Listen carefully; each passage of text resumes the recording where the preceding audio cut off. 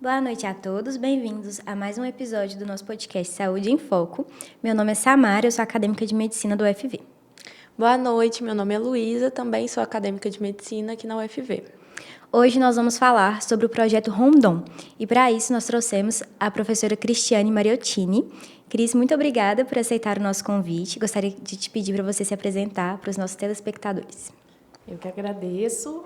Boa noite. Eu sou Cristiane, sou biomédica, sou professora do Departamento de Medicina e Enfermagem para o curso de Medicina desde 2023 e vim hoje compartilhar um pouquinho da experiência do Projeto Rondon com vocês. Isso mesmo. Então, pessoal, a Cris veio falar um pouco para a gente sobre esse projeto.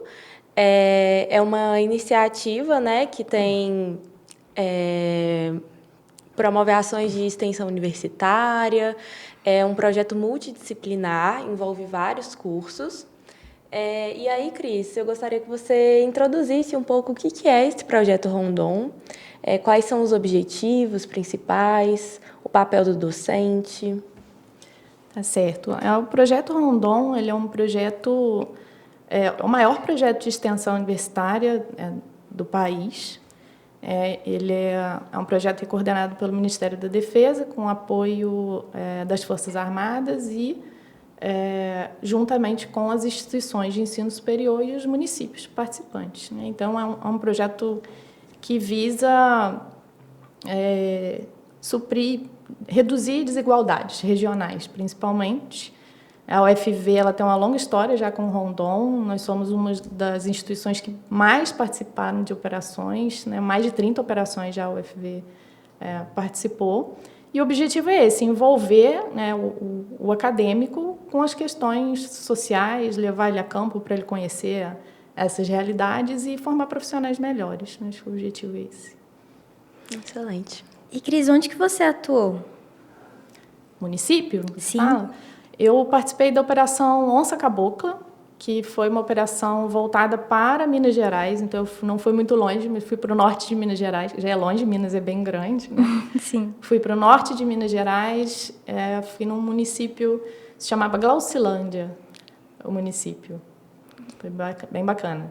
Uhum. E como que foi qual que era a proposta da sua operação?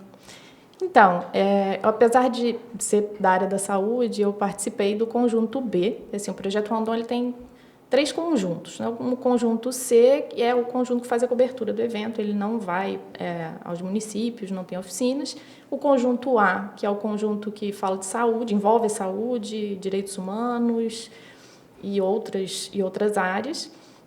E o conjunto B é tecnologia, produção, trabalho e, se eu não me engano, comunicação.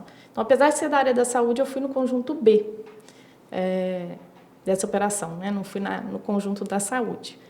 Mas, por um lado, isso foi uma experiência bastante interessante nesse sentido, porque ampliou um pouco a minha visão até de saúde, né? Porque como a gente trabalhou em cima de produção, de melhoria de renda, a melhoria ali do local onde a pessoa vive, né, de alimentação. Então, tudo isso é saúde também, né? Então, foi uma forma diferente de abordar esses temas. Uhum. Esse projeto foi em 2023, essa missão, né? 2024, janeiro de 2024. Janeiro de 2024. Isso. E como que foi a rotina? Quantos dias que vocês ficaram lá? Olha, no município a gente fica aproximadamente 2 semanas, mas a operação toda dura umas 3 semanas mais ou menos, aproximadamente 20 dias. Assim, o trabalho ele começa muito antes, né? A gente faz o diagnóstico da região toda. Quando a gente escreve a proposta, a gente não sabe ainda para que município a gente vai, então se faz um diagnóstico da região considerando todos os municípios. Depois é feita uma viagem precursora, o coordenador da equipe, são 2 professores e 8 estudantes. Então, o professor coordenador ele faz uma visita precursora, retorna, reúne a equipe, define as oficinas e começam as capacitações. Então, muito antes da operação, a gente já tem as capacitações que a equipe participa. E depois, nós ficamos no município sede, a gente ficou num batalhão de infantaria, e lá nesse município a gente fica mais ou menos 3 dias, fica na sede, né, 3 dias, vai para o município, fica aproximadamente 2 semanas, retorna para o batalhão, fica mais 2 ou 3 dias, e aí depois a gente retorna para casa, né? Então, aproximadamente 21 dias de operação, mas com muito trabalho antes e depois. E a rotina, durante toda a operação, ela é uma rotina muito intensa. A gente tem atividades de manhã, tarde e noite, e às vezes a gente chega à noite das oficinas, tem que preparar para o dia seguinte, né? Então, assim, às vezes a gente vai dormir meia-noite, 1h da manhã, 4 horas está todo mundo levantando, está na fila do banho, para a gente poder preparar tudo para chegar cedo para começar as oficinas. Então, assim, é muito intenso, muito intenso. Foram aproximadamente quantas pessoas, assim, alojadas na sua equipe, né, no caso? No batalhão, fica separado, né, homens e mulheres. No batalhão são todas as instituições que estão na operação. Então, a gente ficou num alojamento com 200 mulheres. Então, assim, tinha que acontecer na quarta de madrugada, a fila do banho vai crescendo. E depois, na cidade, fica uma equipe A e uma equipe B. Só que a equipe A é de outra instituição, né? Então, são 20 pessoas durante a operação no município. Aí eles subdividem, né, os grupos. Aí vai 2 equipes, uma A e uma B para cada um dos municípios. Assim, acho que a gente já tem uma noção de que é uma experiência, assim, muito... Enorme, né? Apesar de muito desafiante, né? Muito enriquecedora também. Você já tinha até começado a falar, né? Que, tipo assim, mudou a sua percepção do que é saúde. Com certeza. Mas, por exemplo, em quesitos de habilidades, o que você acha que isso trouxe tanto para você como docente, quanto para os acadêmicos que estavam te acompanhando? Olha, muitas. A primeira, eu acho que é a escuta. Não sair daqui, assim, para uma operação, a gente sai, você tenta pensar em tudo, preparar tudo, e os estudantes, principalmente, muito ansiosos para levar o conhecimento, aquilo que eles prepararam para aquelas comunidades, preparar as oficinas, pensar em tudo, preparar o material. Mas quando você chega ali, na realidade de outra pessoa, você está no ambiente dessa outra pessoa, a primeira coisa que você precisa fazer é escutar. Então, acho que a primeira habilidade é essa escuta, perceber e respeitar o ambiente dessa pessoa e ver como você pode ajudar. Você não pode chegar assim, impondo aquilo ali que você trouxe, porque muitas vezes você vai gerar uma resistência, a pessoa nem vai querer te dar ouvidos ou não vai querer participar. Então, acho que a primeira coisa é a escuta, o respeito, né, e ver a melhor forma de abordar mesmo determinados tópicos. A pessoa ela tem as crenças dela, tem a vivência dela, a cultura dela. Então, essa escuta, a humildade mesmo, né? O conhecimento técnico não é tudo. A gente vê muito isso. Então, às vezes, a gente vai muito ansioso para mostrar e ensinar o que a gente sabe, né? Mas a gente precisa perceber que a gente também tem para aprender ali com aquelas pessoas, né? E para os estudantes, eu acho que, assim, além disso, né? Isso é uma fonte de amadurecimento muito grande. E iniciativa, o estudante precisa ter iniciativa, porque as oficinas elas ficam sob a responsabilidade do estudante, né? O professor ele não consegue acompanhar, porque as oficinas acontecem ao mesmo tempo. Então, o estudante ele precisa preparar, pensar nessa oficina, preparar tudo aqui. A gente vai cheio de mala, carregando todos os materiais para lá, então ele precisa preparar, pensar em tudo, organizar. Então, ele tem que ser proativo, tem que saber trabalhar em equipe. Isso também é uma coisa que eu acho que amadurece muito, né? A gente vê que a gente não consegue fazer nada sozinho, então a equipe, trabalhar junto é extremamente importante. Então, você precisa ter autonomia para resolver problemas e para conduzir ali essas oficinas, mas, ao mesmo tempo, saber trabalhar em equipe. Então, isso também é uma outra habilidade que eu acho que é extremamente importante que a gente costuma desenvolver melhor, sabe? O Rondon traz muito isso. E, assim, no dia a dia ali que vocês desenvolveram as oficinas, quais foram os aspectos, assim, principalmente relacionados às desigualdades sociais, a vivência mesmo da população que mais chamaram a atenção? Olha, algumas coisas chamaram a atenção, assim, o município que a gente ficou tinha algumas questões, mas eu acho que de todas as histórias que eu ouvi não foram assim, as mais impactantes, né? Mas a gente vê, por exemplo, um município que tem um posto de saúde, né, onde vai um médico uma vez na semana. Então, você fica pensando, se acontece algo mais grave, não era tão longe de um centro maior, mas 2 horas. Se acontece alguma coisa que 2 horas pode ser muito tempo, né? Um então, AVC. Exatamente. E isso, assim, da área urbana, a maioria das pessoas não morava na área urbana, a maioria das pessoas morava em zona rural. Né? Aconteceu, por exemplo, de cair árvore na estrada e a gente não conseguia acessar algumas comunidades. Né? Então, você pensa em termos de saúde. Teve foi engraçado, porque assim, foi surpreendente uma comunidade que a gente foi, a gente tinha preparado atividades para jovens e tudo. E aí, chegando lá, conversando com a pessoa que ia ceder o espaço, a gente perguntou onde a gente poderia fazer essas atividades. Era um lugar que não estava programado a princípio, com os jovens e tudo. E falou, não, aqui não tem. Aí a gente ficou assim, como não tem? Não tem, porque aqui não tem, aqui só tem escola pequenininho. Então, as crianças, elas crescem, elas precisam sair para continuar estudando. Né? Então, assim, é uma coisa que parece assim, tão grave, né, quando a gente pensa, mas causa um certo estranhamento, né? Mas eu já ouvi relatos assim mais impactantes, por exemplo, de uma operação que um colega participou, que ele me relatou que um dos meninos que estava participando, era uma atividade para criança, e pediu para ir ao banheiro, e aí ele indicou o banheiro, e quando ele chegou lá, o menino estava urinando num cantinho no chão, no banheiro, e o vaso estava do lado, o vaso sanitário, né?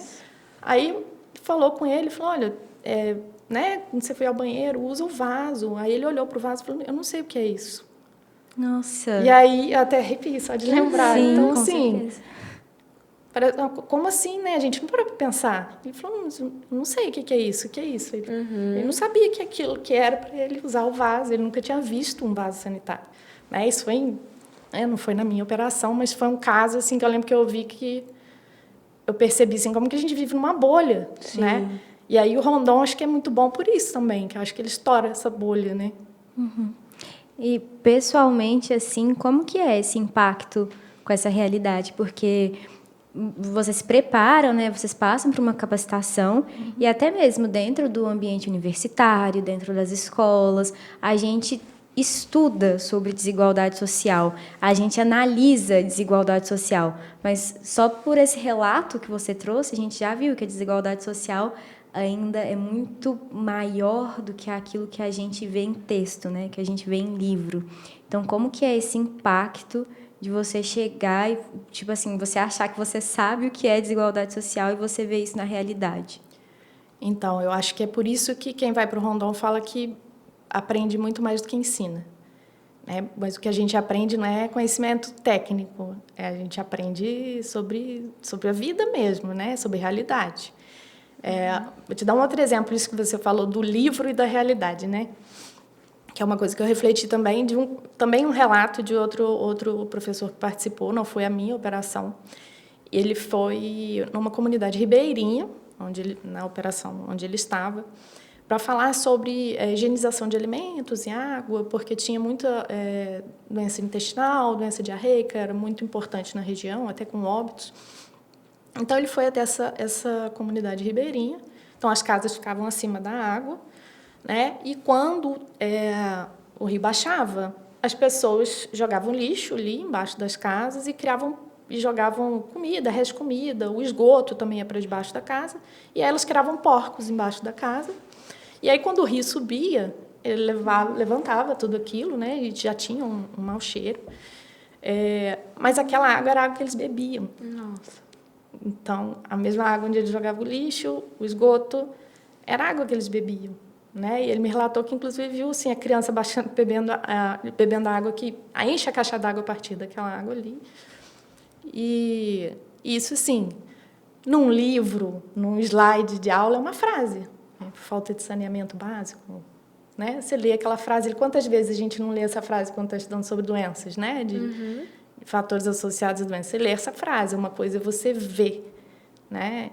E ouvir um relato assim. Então, é muito diferente, é vida real. Então, eu acho que todo estudante que tivesse a oportunidade de participar, não necessariamente do Rondon, né, mas de projetos de extensão, de ir até regiões, assim, né, comunidades, eu acho isso extremamente importante porque sensibiliza, traz humildade, mostra para você a fonte daquele problema, daquela desigualdade. E eu acho que isso você passa a enxergar melhor. Acho que vem até com aquela... A gente tinha, né, planejado uma pergunta sobre isso, que é a questão do conceito de extensão, né? Porque quando a gente pensa em projeto de extensão, a gente pensa na comunidade, na faculdade, na universidade, levando o conhecimento, né, para a comunidade ao redor. Só que tem esse outro lado, né? Da extensão ser o contato ali do universitário, do estudante, do docente, com uma comunidade fora ali da universidade, né? Com certeza. E numa realidade muito diferente. O bacana do Rondon é isso, porque às vezes ele te leva para realidades muito distantes, né? Então eu acho que essa troca ela é muito rica e eu realmente acredito que forma profissionais melhores, né? Porque igual a gente estava falando, conhecimento técnico ele realmente não é tudo. Né? E de que forma, né, o impacto que essa realidade trouxe nas pessoas que foram até lá, que fizeram o projeto, é muito grande, dá para ver que molda caráter também, né? É bem isso. E de que forma você acha que as pessoas, a população ali que estava vivendo naquele local foi impactada pelo projeto Rondon? Olha, tem vários exemplos, assim. Por exemplo, na nossa operação, nós tivemos uma oficina de ensinar a fazer iogurte, né? Assim, iogurte caseiro, por exemplo. Então, a gente teve as pessoas que voltavam depois e falavam assim, olha, hoje eu comi iogurte no café da manhã, que às vezes é uma coisa que ela não poderia comprar, ou né? Não teria acesso, sem contar que para a saúde é muito melhor, né? Não é ultraprocessado, por exemplo. E a gente teve também, a partir de um relato, durante essa oficina, né, uma moradora chegou para uma das estudantes e falou assim, olha, aqui a gente tem muita acerola, a acerola estraga, a gente não dá conta, a gente faz suco de acerola, mas ela estraga, chega a estragar no pé, cai, desperdiça muito e tal. E aí as meninas chegaram de noite, saíram catando acerola pela rua, e realmente tinha muito. E passaram a noite testando receitas de geleia para fazer. E aí, de manhã, já experimentou a geleia e fez uma oficina de geleia, ensinou o pessoal a fazer geleia. Então, assim, é uma coisa que parece simples, mas é um aproveitamento de uma matéria-prima que eles já tinham ali e pode até virar uma fonte de renda. Pode gerar renda. Né?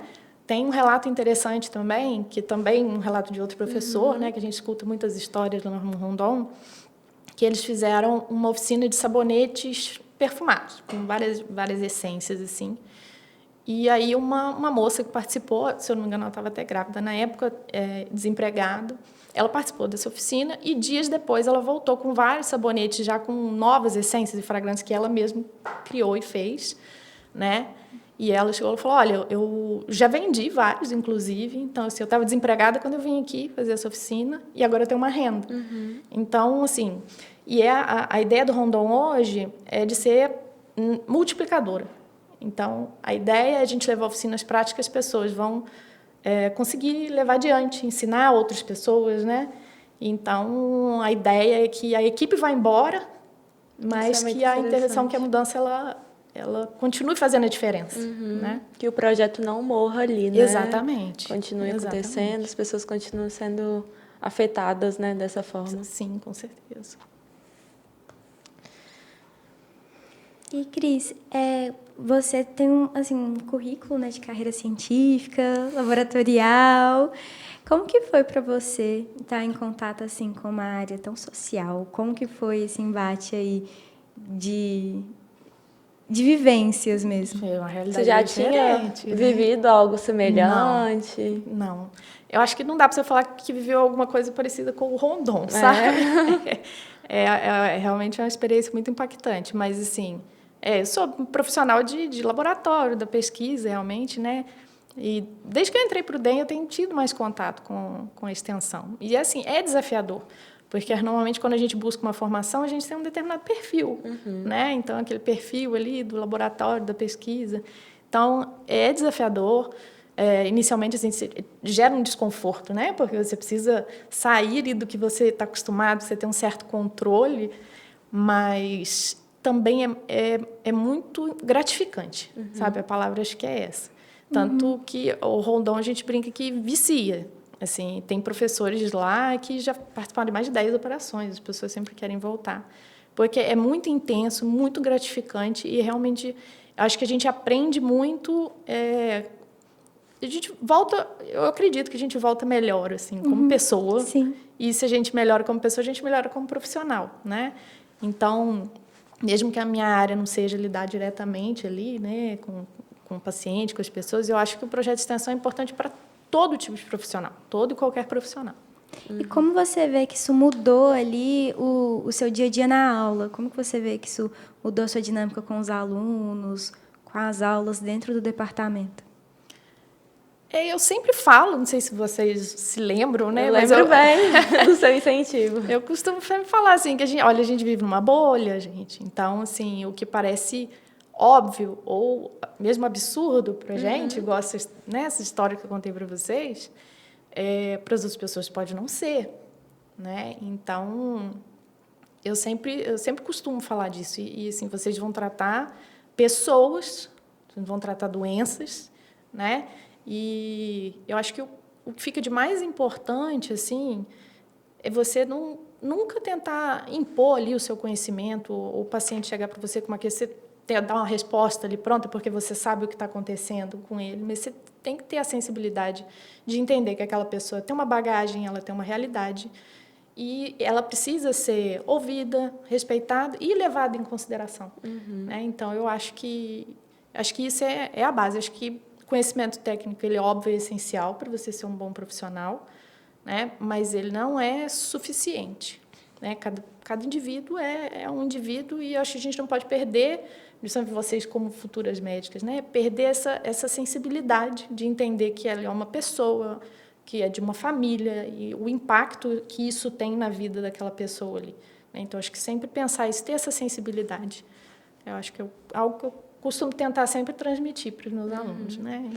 E é muito importante, né? Porque, assim, acaba que a profissão, qualquer profissão da área da saúde envolve muito essa questão da sensibilidade que você mesma falou e de analisar a pessoa como um contexto, né? Ela não é ali o paciente que tem hipertensão. Exatamente. Né? Ele tem todo um contexto por trás, às vezes ele não está tratando. Por quê? Exatamente. Não é porque ele não quer tomar o remédio, não sabe tomar o remédio. Né? Se você fica só trocando remédio, talvez você não vai resolver o real problema se você não parar para escutar. Sim. Eu já vi muitas, tem alguma experiência também com doença rara, então às vezes a gente escuta relatos às vezes a mãe fala assim, mas eu falei para o médico, eu falei, sabe? Então às vezes você escuta ali um relato do paciente, você já tem uma resposta pronta, eu conheço isso, eu sei o que é isso, né? E naquele momento você para de escutar, né? E aí eu acho que exercitar isso. Isso é bem impactante. E no seu dia a dia, no projeto, você teve algum, assim, um imprevisto, algum perrengue que você passou? Todos.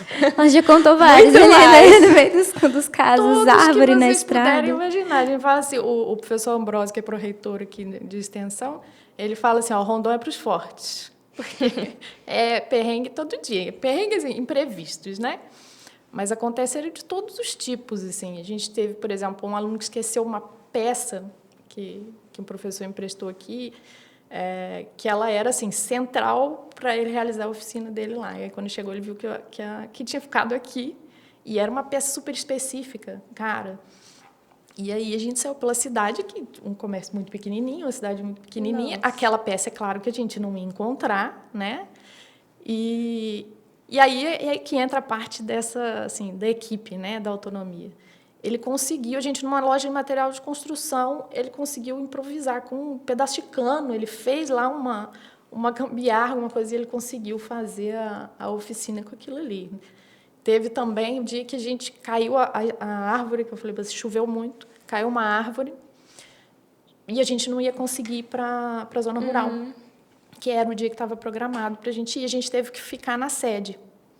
Só que na sede a gente já tinha feito todas as oficinas que a gente tinha levado, e a gente ia ter que passar o dia inteiro lá. Né? Então, a gente teve assim, que do zero, os meninos sentaram, criaram novas oficinas, né? E foi super legal, deu super certo, assim. Então, a equipe, esse trabalho em equipe, essa iniciativa, isso aí é essencial, sabe? Para superar esses perrengues, porque os perrengues, eles vão existir, né? Mas, se tiver o trabalho em equipe ali, a gente resolve. Acho que por isso que o Rondon é muito intenso também, né? A equipe que a gente levou, por exemplo, ninguém se conhecia. Cada um de um curso, né? De vários cursos diferentes. E hoje eles se chamam de irmãos. O grupinho do WhatsApp que a gente tinha para se comunicar lá, ele existe até hoje. Todo mundo vai no aniversário de todo mundo até hoje, todo mundo vai na formatura de todo mundo. Então, assim, e eles chamam irmão, irmã, eles se chamam de... Porque quando você passa por situações, assim, adversidade juntos, isso une, né? E isso foi muito bacana. E cria amizades intensas, né? Sim, verdadeiras. E realmente criou. Hoje eles são amigos. Isso é muito bacana. No final, essas histórias ficam bem marcantes, né? E os perrengues a gente ri deles até hoje, né? Assim, agora a gente ri, né?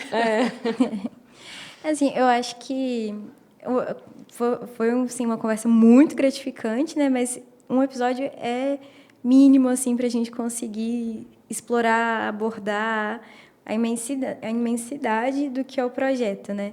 Assim, você conseguiria ficar contando casos e histórias por uma série inteira. Daria para fazer um podcast só sobre isso. Tem muita história. Tem algum recado que você gostaria de deixar para o pessoal, principalmente os alunos aí do departamento de enfermagem, medicina, que tenham interesse em participar? A gente sempre fala assim para a pessoa, na mensagem final dela, ela falar assim que é para ficar, sabe? Se a pessoa puder carregar de tudo que você falou, de tudo que você conversou, uma mensagem para casa, assim, para ficar, o que você diria? Aí, pensando que você está lá dentro do nosso que departamento. Não, eu acho que, assim, participem, sabe? Todo ano a UFV submete proposta. Então, eu acho importante mobilizar mesmo os estudantes para participar, tanto a medicina quanto a enfermagem. O conjunto B que eu fui tinha medicina e enfermagem, nem era da saúde, e elas foram essenciais. Então, assim, é uma experiência que vai ajudar você a construir o profissional, o melhor profissional que você pode ser. Então, eu acho que você deve se inscrever, né, e tentar participar, porque é realmente uma experiência única, vale muito a pena. E se estiverem de dúvida e precisarem, na hora que abrir edital, pode me procurar, tá? Que eu estou à disposição. Ótimo, Cris. Cris, mais uma vez, muito obrigada pela sua participação, por aceitar o nosso convite, por compartilhar a sua experiência com a gente. Eu acho que, assim, deu para ver seu olho brilhando, sabe? Brilha. Deu para ver seu olho brilhando, deu para ver a sua voz se emocionar. Então, assim, realmente dá para ver que é uma experiência muito enriquecedora e que trouxe frutos não só para você, mas para o pessoal de lá que pôde aproveitar, né? E até hoje, para quem nunca participou, mas como seus alunos, escutando histórias, colhendo aí né, os frutos Com certeza. desse projeto. Com certeza. Muito obrigada, Cris. Eu que agradeço. A gente agradece também o pessoal que assistiu a gente. A gente pede para seguirem as nossas redes sociais, comentarem esse vídeo também, sugerirem vídeos ou temas que gostariam, profissionais que gostariam de trazer aqui para o podcast.